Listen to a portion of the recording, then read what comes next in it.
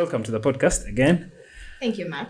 Before the distractions, I was still telling you, one of why we started the podcast is to have these conversations with our friends. Yeah. And they could help if someone picks from one of the conversations, they could go on. Over time, we've had a lot of progress. We ran a campaign on the podcast. Okay, we helped people reached out to us. They're close to us. I think they are related to one of our teammates who is not in today. But she had a heart thing going on, brain tumor actually, not a heart surgery. She needed to remove the tumor. And we did the podcast. So once we put it up, within 2 days, I think from just the podcast we had raised, the Big Conversations gave 1 million. Then in 2 days, we had gotten people that had amounted to 4 million. And that was good. Now looking at you coming on the podcast with a 30 in 30, I looked at it as, that could be something. To look for 30 million in 30 days. This could be a step. You should also do TV. Are you going to TV? Don't you think I'm such an overachiever? Do you think? Yeah, I'm 30 and 30. Who do you think you are? Yeah, but 30, I think it's possible. 1 million. What's the rate now? How is it moving? No, usually, about 1 million, around there. But I'm just thinking, won't it freeze at a point? No. What's the goal? First, introduce yourself again, much as people have heard you on the podcast before. Then take me through the campaign. Okay. And well, like you said, I've been on the podcast before, but my name is Josephine Esisa, and I am co-founder of Reamark Foundation. So Reamark Foundation is actually co-founder and beneficiary. It's something I have to keep on saying because I benefit from it because I have sickle cell disease as well. So Reamark Foundation is patient-focused when it comes to raising awareness on sickle cell disease, providing healthcare. And since last year, I think I was in this podcast last year, right? And I was telling you I was thinking about having this foundation. So I went ahead and did it. Just moved on from not only talking about it on Twitter, because that's what I was doing then, just talking about sickle cell and how it impacts patients, or people living with sickle cell and their caregivers. And we moved on to actually making it a real thing. If that's what I would call it, a real thing, because now we have a support group for people living with sickle cell disease. And actually this month we're going to launch the one for the caregivers. So when we say caregivers, it's the parents, brothers, sisters, anyone who has someone in their life who has sickle cell disease and they need some support. So wait. That there's a program for caregivers. Yes. Because caregivers need support. Yes, they do. Oh, okay. You will go through all that. All right. They do need support. So under our current program, which is for the warriors themselves, is now they're getting mental health care. They get weekly group sessions, group therapy sessions. Even when they need certain kind of health care, we connect them to doctors who are more understanding. I'll give a shout out to my dad because he's the number one person who is always hands-on when it comes to... Is that the doctor? Yes, Dr. Madeo. All right. So he's been very generous when it comes to providing support to people living with sickle cell disease. Maybe because both his children have it, but he's been very understanding, also very generous when he comes, say at least each year he gives a free surgery to someone who needs a hip replacement. So my goal with 30 in 30 is to make it much bigger than just the few people I have, the few connections that I have. We need 30 million in order to pay for this group therapy that is for the sickle cell warriors and then also for the caregivers. Imagine you had a patient and you do not know how to deal with them. You don't have anyone to talk to. That's the goal of having the support group for the caregivers. But then also we want to provide them with psychosocial support whereby they also get their own kind of mental health support. And then in the event that we raise this money is going to go directly to the warriors in any sort of program that we're going to do. So if I partner with someone, like for example, if I partner with a hospital and say for everyone who is under my program, because that's the plan, people who are under our program will get to have access to doctors who are very understanding, very patient, who are willing to help, because like I'd mentioned in my previous podcast, the healthcare for sickle cell warriors is not great. Okay. So I'm trying to create a community where we have not only just the warriors and their caregivers, but even healthcare providers who are understanding. So in that case, we will use this money to subsidize their costs. If your hospital bill is 300K, why can't I pay half of that? Or if you cannot, because we've also had people who do not have any sort of financial support, let's be able to help you during that time. So yes, I am an overachiever, but I want to like really change the lives of people living with sickle cell disease. In terms of the 30 million is strictly going to cover therapy. Not therapy, even like healthcare. Like if someone is in a crisis, we should be able to assist them. But those who are under in one of the our things program, you said on the previous podcast was the healthcare is also a bit pricey and expensive. yes, Then 30 million looks to me, like too little. yeah, like It is little, but it's a start. It's the how first. often do you think the campaigns are going to go on? We want to do them as often as possible. I mean, we started now because September is National Sickle Cell Awareness Month. So we thought, why not use this opportunity to raise awareness, one, about sickle cell, then about our foundation, and then also raise money to push our foundation to the next step. So we are planning to use this money to, yes, right now, it's like you said, it's little. Yeah. Because we have medication. We have people who have different ranges of medication. One may not be needing so many meds, but then there's another who needs a lot. But we want to be able to help at a certain point. So that's why we say subsidized costs. I can probably cover half or all, depending on your situation with what we have. But of course, we want to keep on doing this as often as possible. We are purely non-profit. We don't have other ways in which we are making money. So yes, the campaigns are going to be as often as possible. So in terms of donations and partnering with this campaign, does it have to be cash, or if like hospitals that can do the therapy bits, if now say for us we are media house, if we want to like come in and handle bits we of that, welcome. Right now, yes, our goal is to get cash. the 31st. That one, yes, we really need it. We really do need it. But we are also welcoming partnerships. Okay. We are very okay with, if you are a clinic out there or a hospital or a doctor who's empathetic and wants to participate, we are very welcome to having these conversations. So yes. And insurance, are we looking at partnerships where there are covers that handle people? Yes. Yeah? Yeah. Or are they already existing? They are existing. It's to the extent in which it goes, because a patient with sickle cell is very unpredictable, even for just ourselves. So insurance will tell you, yeah, we're going to cover this. They have no problem. I'm on insurance. But there's a time when you're going to be very sick and they're going to do a number of tests, and then the insurance will probably stop at a point. So that's when you need to have your cash advance and all that. So yes, insurance partners would love them as well. If we could even have an extent where they help, help push further in how much they cover, it would be much better. But yeah. So what are you doing to raise the 30 million? Well, here I am. I'm talking about it. I'm asking, guys, please help me. Please help me. But purely it's online. Like right now we're making a lot of noise online, but I am now thinking of having like physical appearances. For example, this week we're going to be at a camp with Rocket Health in town, where we will not only like look for the money, but also raise awareness. We'll send the details online. We're still in this conversation with them as well, but it's this week on Thursday happening. Yeah.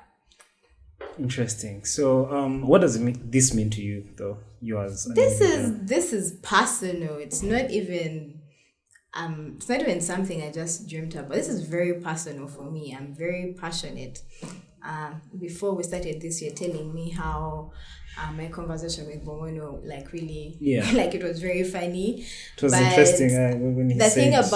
The thing about my friendship with Bomono is that he keeps on reminding me how much I wanted to do this before anything else. And even when I question myself, like, why am I doing this? Like, who told me to start, to start doing this? Like, who sent me here? He's going to be like, Justin, this is something you wanted to do before you even knew that you could do it, or before you even knew that you wanted to do it. So it's a personal thing for me. I mentioned last time I happen to be amongst the warriors who are privileged to have access to healthcare. But and then I was also in a position where I saw that it's not the same for everyone. And it's very unfair. Like I understand and empathize with the pain. So I can't imagine being able to go to the hospital and you're not getting the healthcare that you deserve, or even your family is not understanding of you, of what you're going through. And back to understanding, that's why I even started with the mental part. Like, we always look at just the physical part. We always think about, someone with sickle cell, the only way they're affected is them having a pain crisis. That's it. But you don't know how they're mentally affected. I'm mentally affected every single day by this. So, yes, we do also... give me examples of how this affects you mentally. What if I start crying on this thing? What if I start crying? What happens? What will you do? A hanky. I'll carry you. You'll give me a hanky. I'll just come and sing your song. Let me see. What happens when you start crying? I don't know. Does the pain put you in like tears? Because then that's a ridiculous question. Yes, it does. It's not ridiculous. You know why? Because the other time we were talking, you told me that you could just be there and then get into a crisis. And can I tell you something someone interesting? Wouldn't know. Yeah. I'm in pain right now. See? Yeah. I'm in pain right now. Can you describe the pain? It's a sharp pain from my head to the toe. Okay. Mostly on my knee right now. And in this case, how are you supposed to deal with that pain? You're supposed to let it pass? Yeah. Okay. Because what am I going to do? That's why I've been asking you for water the entire morning. What does the water do? It helps me hydrate. It helps me push the... what happens when you have sickle cell? When you're in a crisis, that means your red blood cells are now clogged in certain parts of your body. So the water is helping with that whole... I also took a painkiller before I came here to be able to do this. So, and also to go about my day. Because, I cannot stop every single time I'm in pain. And that's like almost every 2 weeks. So, but yes, it does put me in tears. There are times when it's too much that I can't do anything, and I'm not the only one. So, yeah, it's a very bad pain. Are there, like I was telling you about my friend who told me to let you get in touch with scientists who are creating all these sorts of things. Is the organization looking at expanding to such levels where they're to really research? Looking, Yes. Well, look, we would like to do that, but here's what I've been telling people. There's so many organizations that are doing research and doing awareness work, but they are neglecting the people who are already in the situation. So my angle right now and my focus right now is to focus on those who are actually already in the situation. Because even when you look at the messages that are out there, people are telling you, before you get married, make sure you do that, the genotype test, which I agree with. But what happens to the person who already had the baby and just found out? Because that happened, I think, 3 weeks ago. A lady reached out to me telling me she just found out that her child has sickle cell disease and she doesn't know what to do and she doesn't know where to go. And yeah, the thing is they'll tell you go to the hospital, go to the sickle cell clinic, but there is no that patient. We don't have the patient focus. They don't have the one who is actually advocating for us. And that even comes back to saying even the caregivers are not fully aware that they need to be advocates for their warriors. That they will be in the hospital and the doctor is going to say, I already gave that person pain meds, let them wait. So this is why you need a program for caregivers. Yes, to also educate them so that they are aware of, like, you know, you're seeing someone from, like, you look at you right now, you know I'm in pain right now, and you're like, okay, what am I supposed to do? So that's what happens also with the caregivers. It's not like they are... So first give me class 101 caregiver. What am I supposed to do when I find out you're in pain? When I'm in pain, yeah, you take me to the hospital. But when you're going to take me to the hospital, this is what's going to happen. Because I also hate going to the hospital. This is what's going to happen. They're going to put me on drip. No, they're going to put me on drip. And then they're probably going to give me their first go-to pain medication. Ideally, diclofenac. Yeah? Or if it's a doctor who is very understanding and they're doing the most, ideally doing the most, they're going to give you tramadol. But sometimes your body is going to work past it. Or the pain is too much, it cannot handle the dosage. That dosage has done nothing to me. So you as the caregiver is supposed to go and tell the doctor, you know what, my patient is, yes, I appreciate that you have tried, but you need to do more. And you need to push the doctor to do more. Because so this whole entire process is dependent on me as a caregiver trusting you, my patient, to feed me. I'll give you an example with drugs. Yeah. Yeah, drugs and drug abuse and my experience with drugs. Yeah. One, I've struggled a bit with drugs. Had a lot of friends struggle with drugs.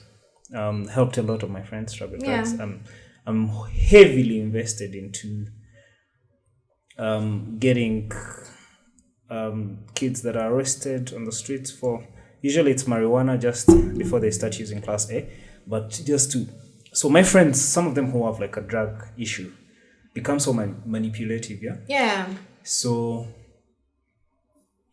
because again, you cannot really fully understand what's going on, it's easier for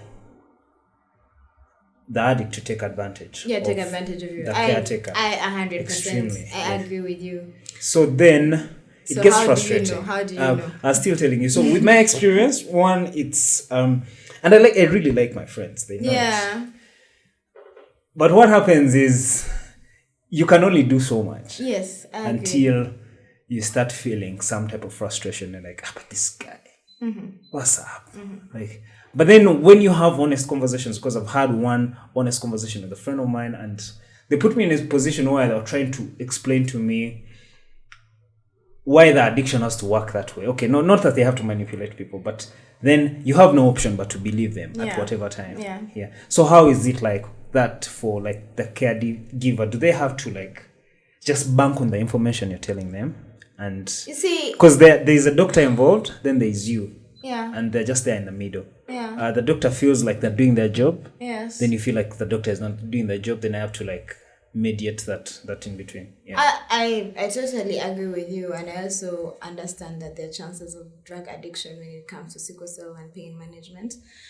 But another thing as to why also we are big on the caregiver part is to help you understand your patient.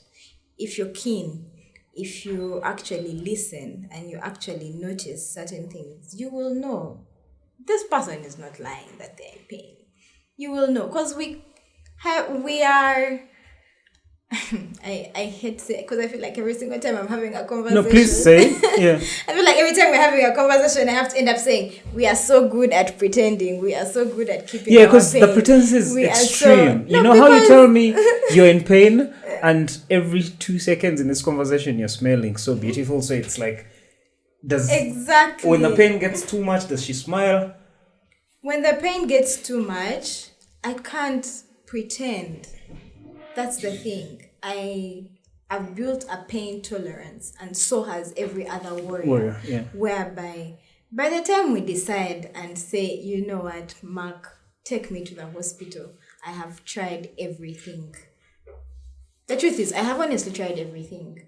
I have hydrated, I have rested, I have taken my, first aid pain medication. I've honestly tried everything. So by the time I tell you, take me to the hospital, I need help. Friend, I have really gone through it. It might have even been 2-3 days of you not knowing that I'm in pain. But what I've realized, and I realized this from my parents, like the way they have been very present and the way they have been able to realize when we are actually like in real need of this is that thing. I was with my mom on Tuesday last week, and she told me, "Are you okay?" I'm like, "Yeah, I'm fine," because I was, up and down. I was, doing so many things, and she goes and she's like, "No, you're not fine," because my eyes had yellowed. Yeah, and that was a sign of, something is gonna happen. I'm getting anemic, and I had just got off my period. So it's understandable for me to be like that. But the thing is, every time I get into my period, the week after my period, I get a crisis. So my eyes had yellowed, and she could now tell, okay, anytime now, she's going to get into a crisis. And I kid you not, that evening I was in pain. But then it passed. Yeah. But then today again, I'm in pain because I'm probably tired. Because I had a long weekend. But I was telling you, I live my life. I try to live a great life. So I'm tired from the weekend, dehydrated. So I know. You definitely have to live your best life. You have to pay for it. I have to pay for the times when I'm not, Yeah. So ideally, she can tell. And she can also tell even when we are sick and we've been in so much pain, by the time we're asking you, and I'm speaking for every warrior because I'm not the only one I have seen. My brother as well is a warrior. I have friends who are warriors. By the time we decide to say, you know what, the pain medication has refused. It has really refused. Like, we are not looking forward. So the thing again, I'll take you back to my friend. So my friend was in rehab just this year about 7 times. So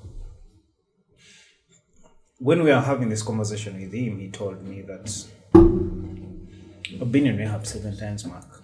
It's not working. The doctors, whatever the doctors are saying, is not working. So of course, to him, to his advantage, of course, the disadvantage, the parents had gotten frustrated. And the finances were not the issue. Because apparently they wanted to fly him out to Spain and dump him off.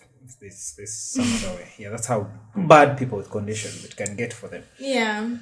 Now, so he tells me, you guys have come to rehab. Because I've been going back to Utabi Cup 2 and 4, like to check on him all the time. I check on all my friends. So he says that, the medicine is not working.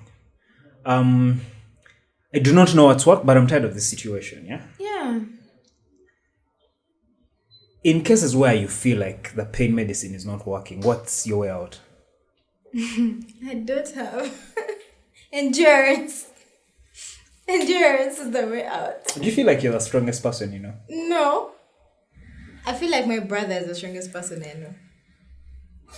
Because he's a guy in this condition. Yeah. No, it's not that.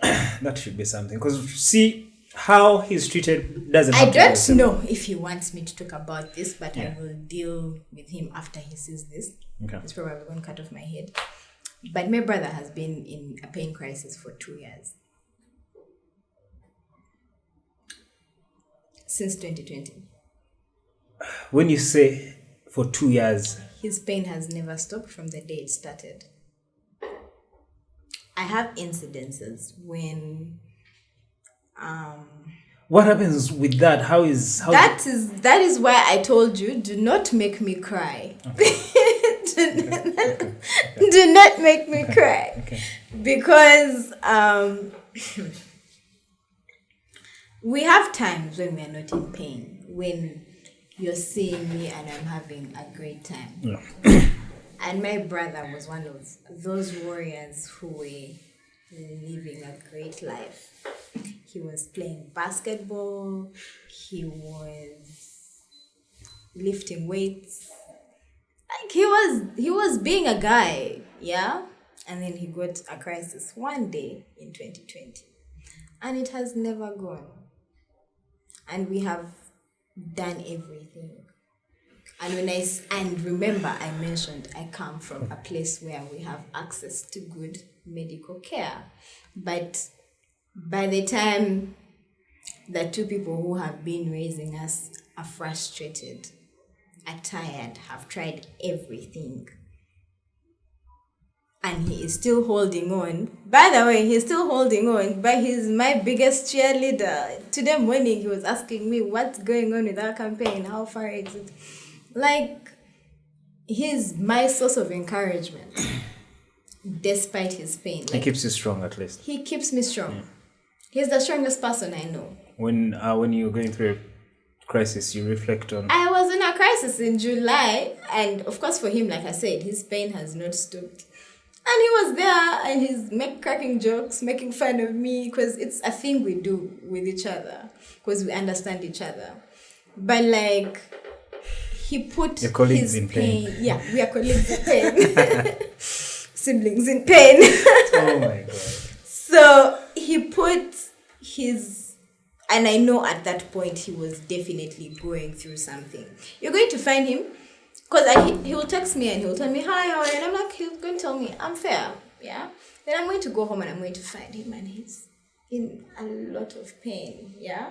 I'm like, I'm talking to you on the phone and you're sounding like you're all good, like everything is just chill, like the way I am right now. So when he says it's fair, sometimes I feel, okay, he's just feeling what I feel those one times. But no, it's actually a lot more. Like he's actually at a point where I do not understand. And I say I understand, sickle cell pain. So honestly, you tell me what someone is supposed to do in that case. You endure. These therapy classes that the campaign is looking at funding, do you have an idea of how effective they are? They are effective because we are already doing it. Yeah. How does therapy help you? Give me your experiences. Therapy, do you genuinely believe that type of motivation? Because I believe therapy is usually in the lines of just motivating you. And that's what you think. Yeah, but you can just... No, yeah. Honestly, I believe that everyone has different types of therapy that works for them. I'll go back to, again, repeating my brother, because he's one of the people who never believed in it. I did, because it helped. Like, I felt like talking to my friends and talking to maybe my mom or my dad was burdening them, yeah. But being able to like talk to someone and tell them, this is where I'm at today, I'm so tired and I hate that I cannot do what I wanted to do today, and they're willing to listen and they're giving me coping mechanisms in which I can handle this. Therapy helped me understand that it's okay for me to say I can't do this, because I'm this kind of person who is, yeah, sure, I'll be in, I'll do it. Like until you can't. Yes, until I can't. Even though I'm in a situation, and I said that in my previous conversation with Bono, even though I'm in a situation where I know I can't, I feel like I should not be letting you down. Yeah. So it helped. You don't want to be negative energy. Exactly. Yeah. So it helped me, like, give me coping mechanisms, not just for the physical, like for the mental part where I say we are highly affected, because one, your confidence is affected, your capability is affected, you doubt yourself every single time, you're scared. Like, I live in fear for the next crisis. Every time I go out, I'm worried. I don't think I'm going to make it to the morning without. How do you handle living your best life when you live in fear? That is the point of why I now go for therapy. Because I need to be able to tell myself, you can do it. You do not have to live in fear. And if it comes, it's fine. Do the drugs help? the pain meds. What do You only mean by use- drugs? When you say drugs, what are you talking about? I am no expert, no researcher, but I listen to a lot of people that talk about drugs. So, what are the weirdest things you've considered, that conspiracy theories you've read on sickle cells that you've maybe considered to try out? People have said that this has worked. Weed. Marijuana and cannabis, here's what it does. Yeah. It helps people get memory losses. Yeah.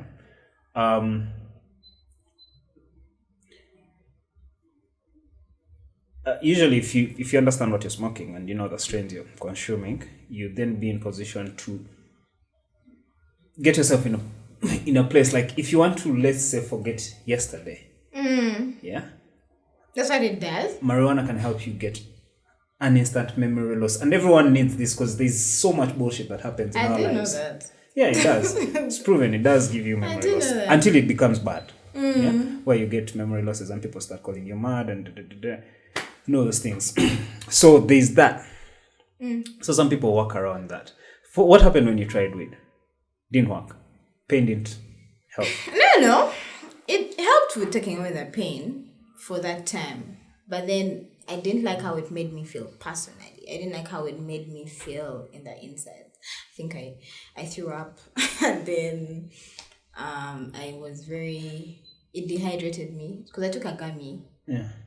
I ended up getting in a much worse crisis. Like, I got in more pain.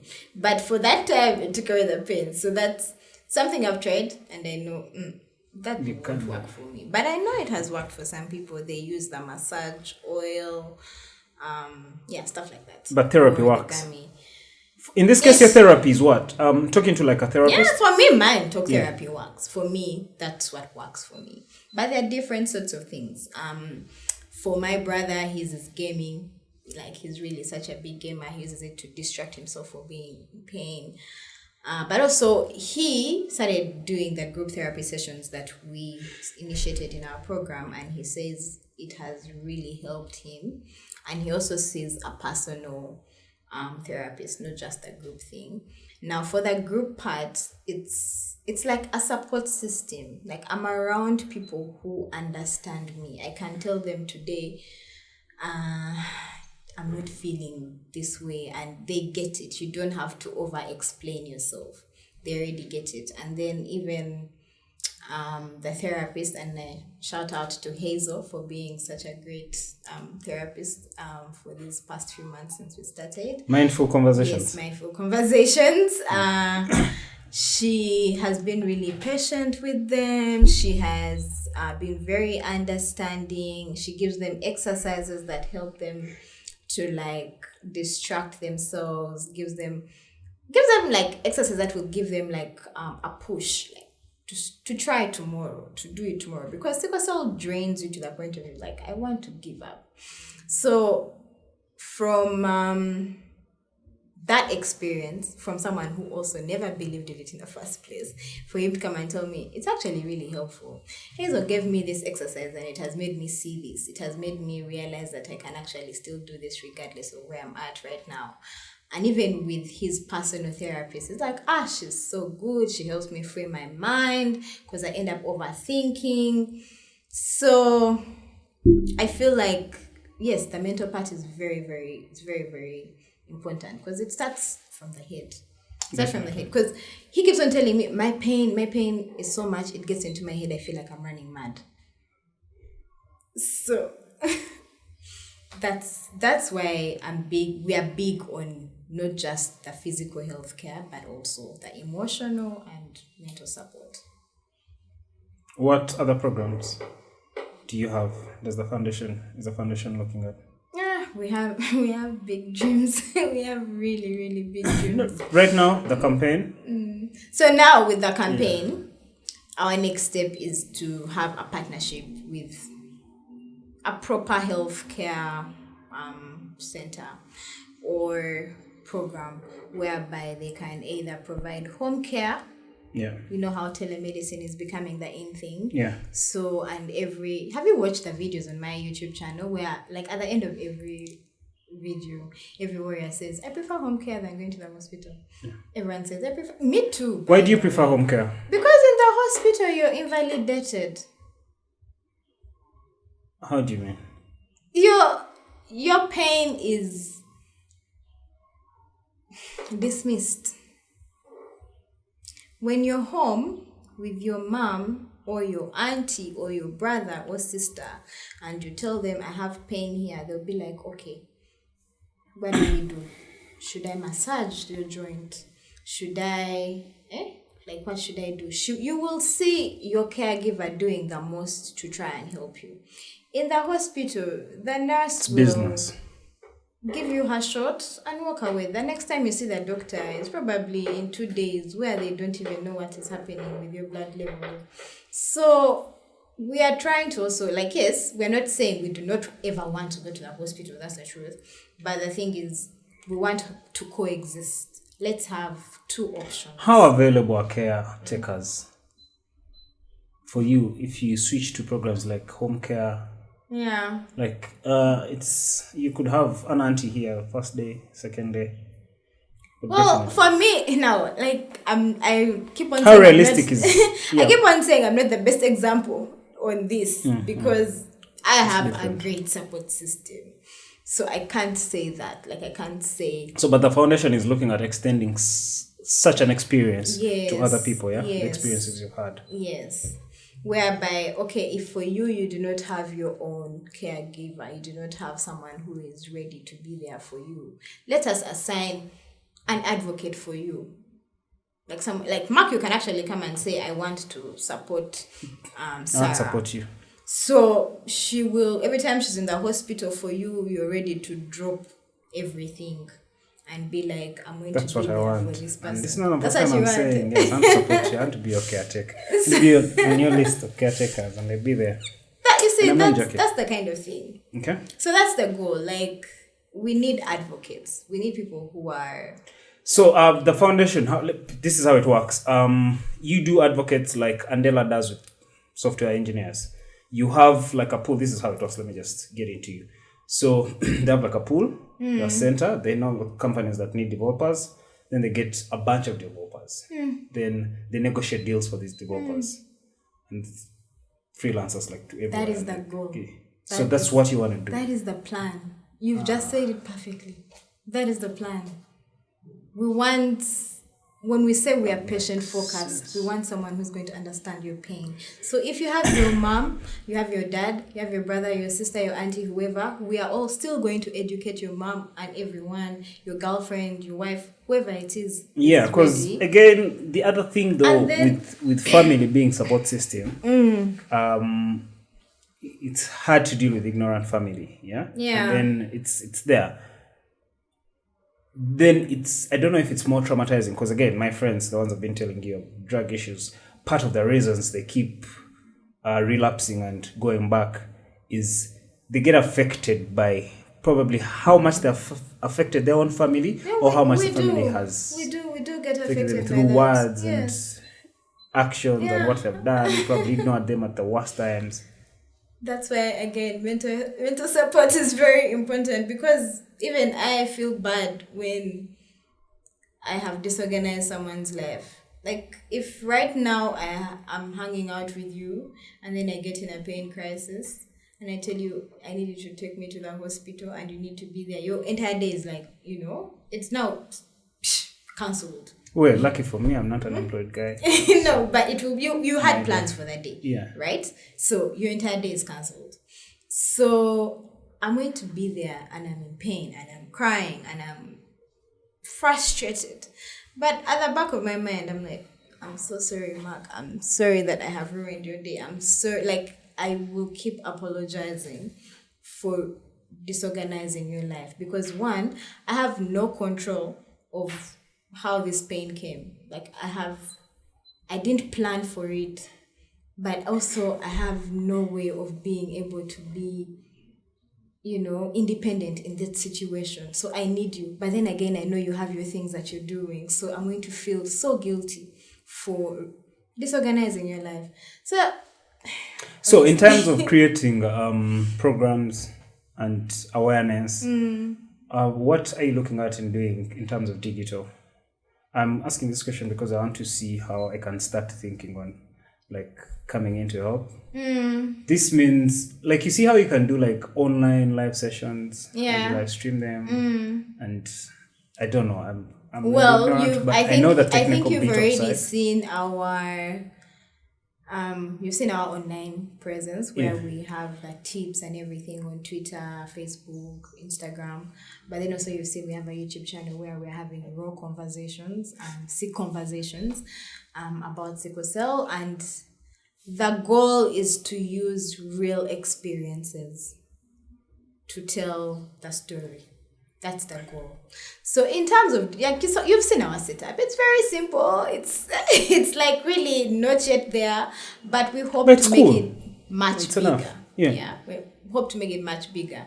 We hope to not just not have just Don and I having these conversations. We also need other. That's why Bomono was on the conversation.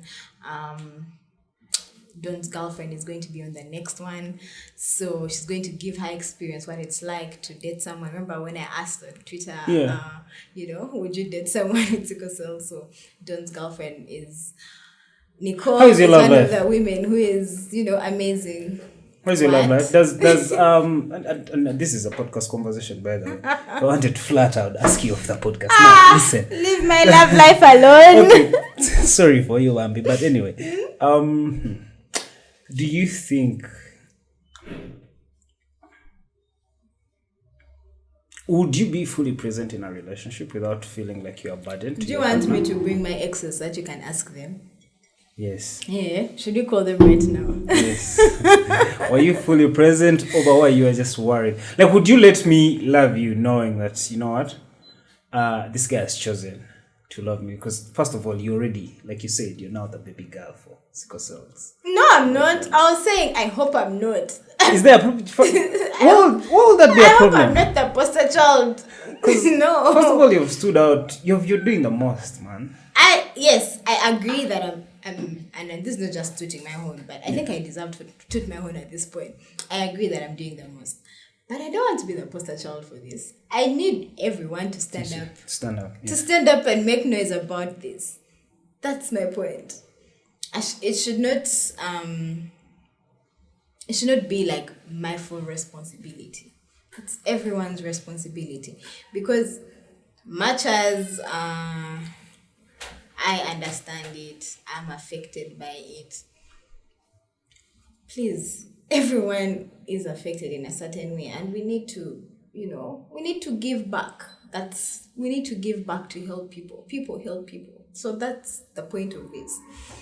So, yes, I'm very present in a relationship. Are you present in life? Do you live your life without... You want to check my Instagram? No, being on Instagram doesn't mean you're present. Here's the thing though. Are you alive, really? Yeah. I think so. Dude, you watched my conversation with Bomono. That should tell you about me. No? It wasn't enough. But you see, you and Bo are also very long-term friends. So that chemistry, yeah. But isn't that a point of a relationship? Like, it comes from...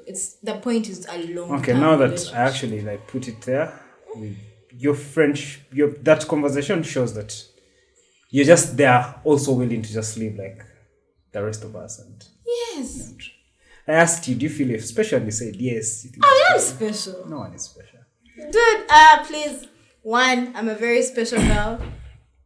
Those who know, they're lucky to have me in their lives. They're lucky to have me in their lives because I'm a nice person. Okay, I should not be saying that, but I'm a nice person. True.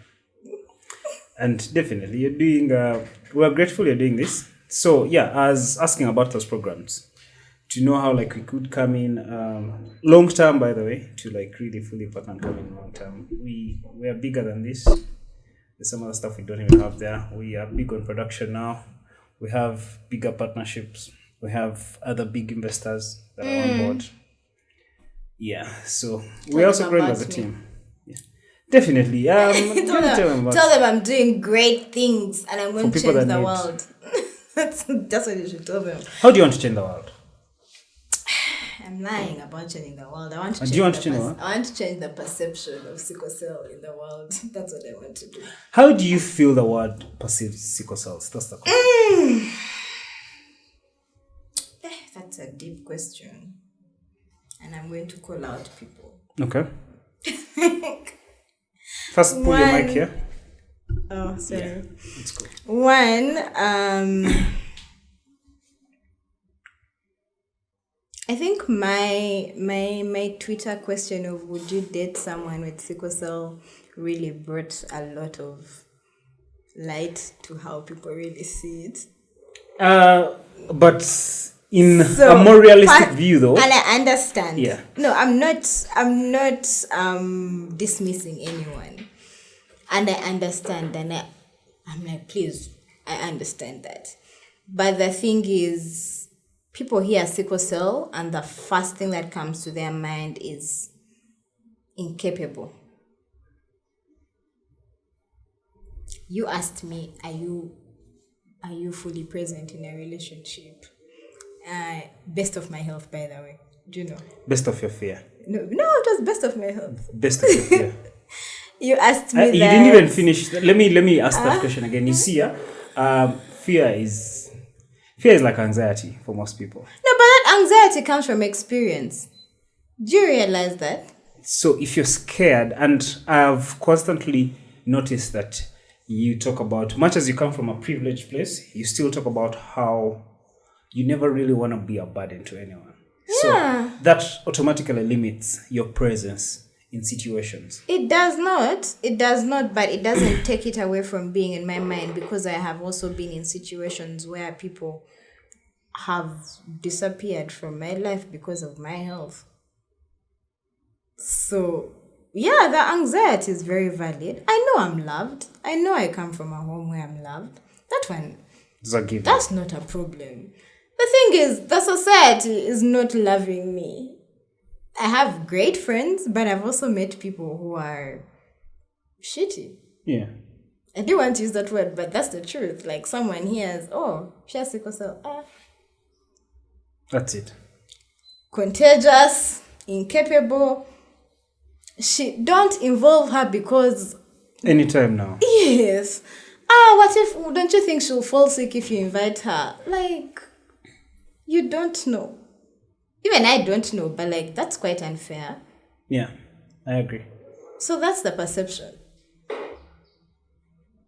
Even work.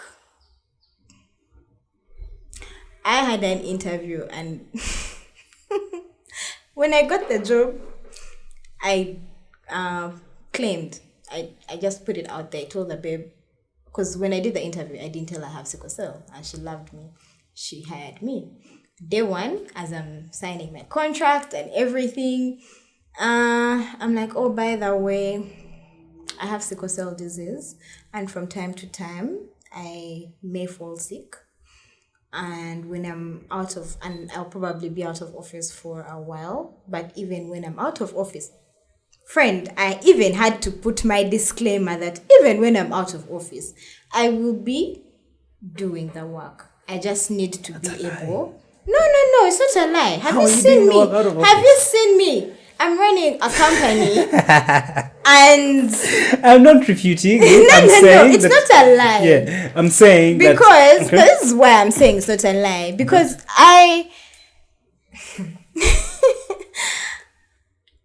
I'm, like I said at the beginning, I'm an overachiever. So how do you do the work? I will be... Tell me, if I have been able to do my exams in a pain crisis, my finals, why can't I do the work?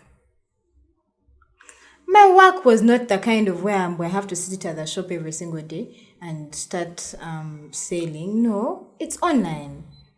You just need to be accommodative of that. You need to be understanding that when I'm sick, or maybe give me assistance. That's the thing. Did you lose the job? No, I didn't lose the job, but she said, this is something you should have told me in the interview so that I can consider it as I'm hiring you. I didn't lose the job. But eventually I left it because I was The not attitude. being accommodated, the attitude. Yeah. So yes, I get anxiety. I get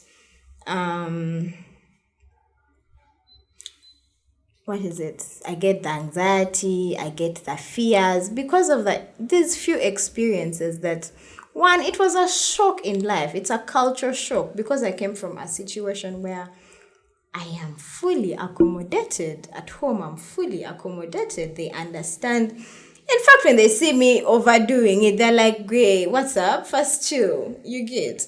So suddenly, I'm now out in the world. I'm not in the hands. Even when I was at school, they explained it and I was still accommodated. I was still, like, I would miss school and the teachers are still going to be present enough to, like, teach me what I had missed. I think in P5, I fell sick for the whole of third term. And that's, 3 months, 4 months? And I was still promoted to P6. In fact, I was talking about this with my friend.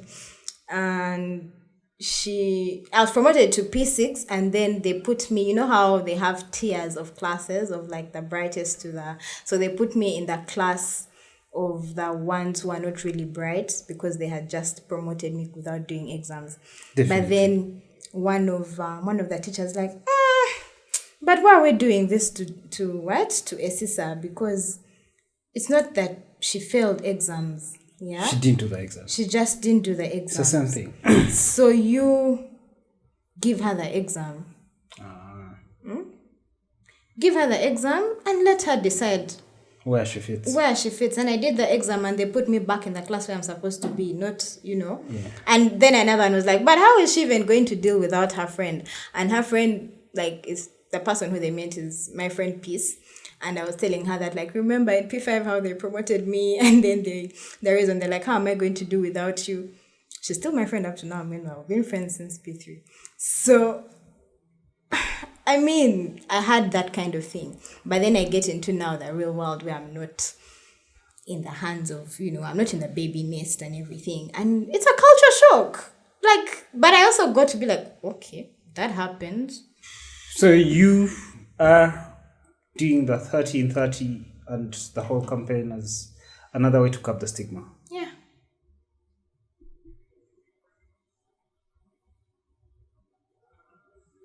You look shocked.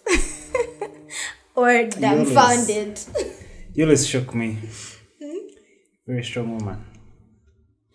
I am looking forward to this campaign. Please, I don't like that word strong woman. I'm not strong. With a pen? I'm not strong. You pass for being strong. Why don't you like the word strong? I don't never like... to bring the whole concept of what. No. It's not even about that. Like, I just have no choice but to be strong. I didn't choose to be strong. So I hate being called strong. Because I'm not. I'm really not. You feel like... I feel like if you had to choose... No, I feel like when people call me strong, yeah, they are indirectly telling me, deal with it. That's how I feel. Like, yes, I'm enduring through the pain. I know that, but it's because I have no choice but to do so. But I don't have to be told to deal with it. Like, help me. That's the point. Help me. Yeah? And I go back to referring to my brother because I said he's one of the strongest people I know. Yeah. But I kept on telling him, it's okay for you to not be strong. Like, it's okay for you to tell us when. Because I could tell there are times when he's really in so much pain, but he's not telling us. Yeah. So, and I would always have to tell him, it's okay to, like, stop it. Just tell us, like, guys, I need you to do this. And he's like, no, I don't want you to feel bad. What goes on through your mind? When what? Just. Man, I have a crazy mind. I have a crazy mind. I'm having a conversation with when you have a really bad crisis, what goes on through your mind? I'm tired. I can't do this anymore. I want to die. That's it. Yeah, that's it. Do you deal with suicide, those sorts, a lot? Do I deal with them? Yeah. No. Is it like a condition? Because back to the drugs, I feel like they once you get into the denial stage, then you just okay. Once you're out of it, when you now admit and you're like, I really need help from people, and you don't know how to get the help, the next thing that goes on in your mind every single day is, I don't deserve to live. I don't deserve this pain. Let me put my life to risk and see what happens next. No, I haven't felt that. But I know there are people who have felt that. But what I have felt is, I don't deserve this pain, and why am I being punished? And when it's too much, I'm not even going to lie to you. Even my last crisis, I told my friend, he was holding me. I was in so much pain, and he was holding me, and I told him, Steven, I don't want to do this anymore. I'm tired. I'm tired. How would you describe pain? Is there a description for it? Like, how would you describe like water is like some liquid form? Can you try and describe pain? I can't. Through a crisis, like it's I like can't. burning fire. You see, that's the problem. I can't. Maybe the best way is... When do the therapy sessions for caregivers take? Because I want to like try and be in some and just... We'll be launching it this month, then Okay. we'll let you know. Okay. Back to your question on pain. Do you know that when you're like hammering something, like maybe on wood, and you're constantly doing it, that's what's happening in our bodies. So I don't know if a hammer has ever hit your hand or if you've ever, but imagine the most painful thing you've ever gone through physically, because pain really is, but like the most painful thing you've ever gone through physically, and just imagine that times 10 or times 15 or times 20, depending on the person. That's what they go through every day. Right now, my pain is at a 7 for me. 7 out of 10. Yeah. Right now, as we are talking. But I've had it at a 20 out of 10. Okay. I hate to break your heart, but that's my life. I want to be a part of it. I feel like until you're there, you cannot know how it can get complicated. That's the truth. That's very true. So the foundation is going to be paying caregivers, right? If the possible. program sees it possible. through, because again they're investing time. It has to be like something full time. Yeah. So the plan. But then also there getting... are companies where they already do caregiving and stuff like that but elderly. You know, you've heard about them, right?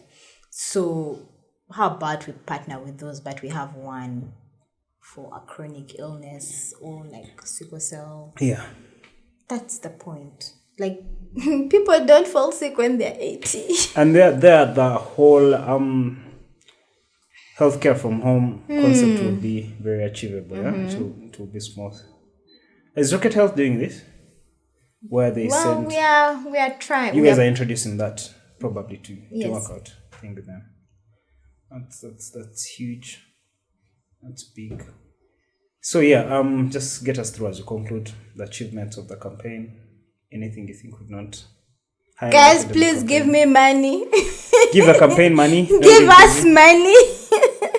Anyway, what can I say? This is a passion project for not just me, but even everyone who is involved in this.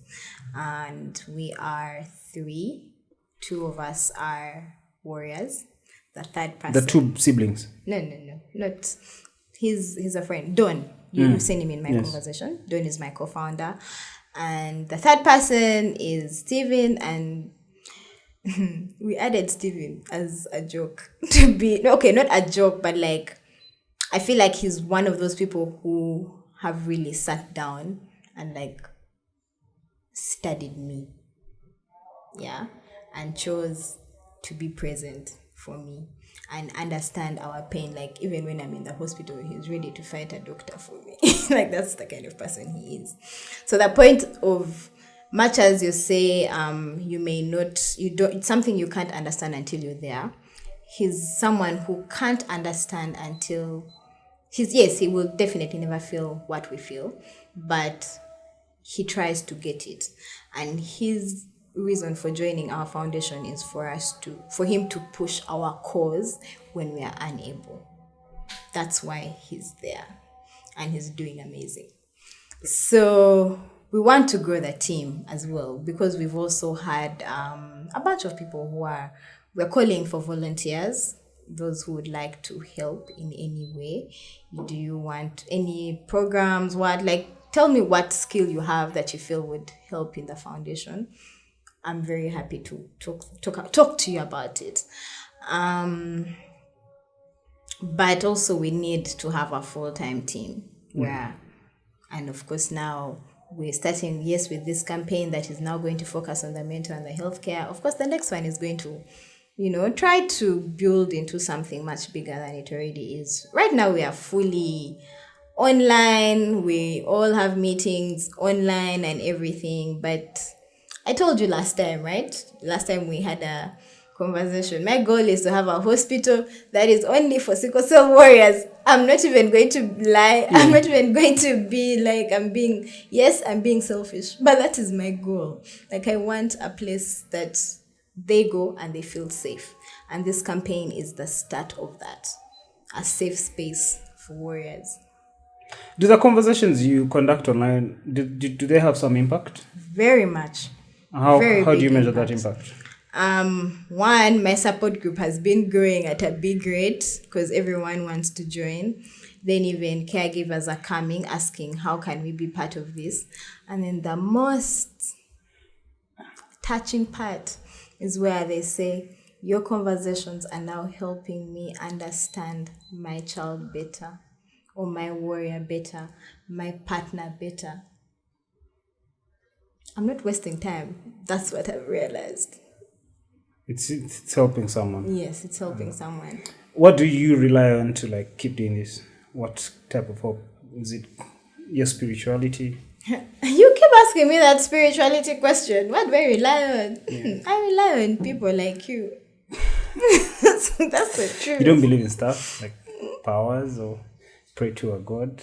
I honestly don't know how to answer that question because I have like a love-hate relationship. No, I have like a love-hate relationship with God. Like sometimes I'm calling on him. I'm like, dude, help me out. But then sometimes I'm like, but why are you doing this? Why are you allowing this to happen to me? Why me? Yeah, like why me? So truth is, I cannot answer that question. Because I have called on him. I even know today morning I called on him. But I've also had my moments where I'm like, friend, you are pushing it a little too far. Okay, we are left with 21 days now to end the 30 days. Mm-hmm. Do you have yeah, that's it. That's your plan for awareness online. Keep tweeting about it.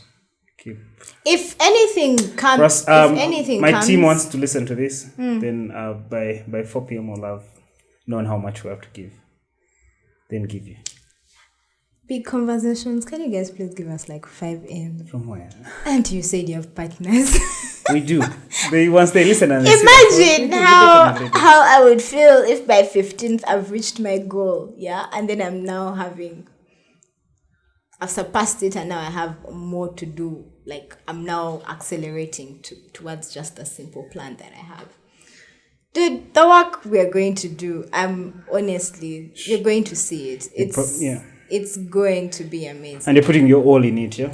My everything. Do you do this full time? Now it's becoming full time. It was a part-time thing, but I don't think I can now do it part-time. Okay. Yeah. Guys, please support the cause. 30 million in 30 days. Anything counts. But 30 million is not a lot of money. Even if you send like 500 bob, you've done like what? 0.58% of the cause. Yeah. In a day. 21 days. Hopefully they'll do it. We'll boost this to the whole country on social media. Thank you. We'll also add our influencers to make sure the campaign gets somewhere. We'll contribute, like promised. Always happy to have you back in case of anything. I want to see how we can fit into our small. Do let me know. To be honest, like I said, I rely on people like you. Yeah, but I need to understand. The fact that when I texted you and I'm like, hey, can I come back and have this conversation? And you're like, yeah. Anytime. Also, it's just you, man. I like you a lot. Imagine, do you know how many shots I've had to shoot to like push this? And I'm just saying the worst someone could say is no. Let's see what happens. But I don't know if I'm just grateful. I'm having positive feedback. And it's going to come through. Like the 30 million, because you're positive about it. Also, you've sat through probably 1 hour conversation with pain. That is not something and people my day is not done. I'm going to office. To work. Yes. So when do you know that this pain? When it gets a lot. You have to wait for it to get a lot. Isn't that risky?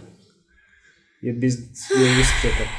Not that I'm a risk taker. I have no choice. I have no choice. I could even feel like how you answered that. I have no choice.